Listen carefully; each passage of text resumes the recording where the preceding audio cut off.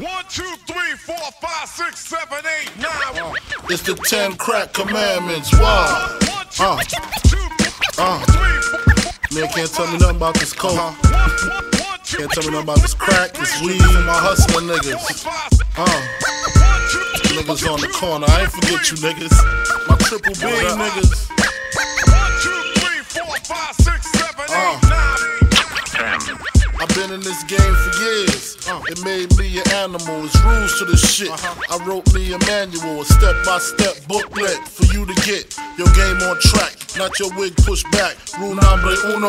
Never let no one know how much dough you hold. Cause you know that try to breed jealousy, especially if that man fucked up. Get your ass stuck up. Number 2. Never let them know your next move. Don't you know bad boys move in silence and violence? Take it from your highness. I done squeeze mad clips at these cats for they bricks and chips. Number 3, never trust nobody. Your mom's set that ass up, properly gassed up, hoodie the masked up. For that fast buck, she be laying in the bushes to light that ass up. Number 4, know you heard this before.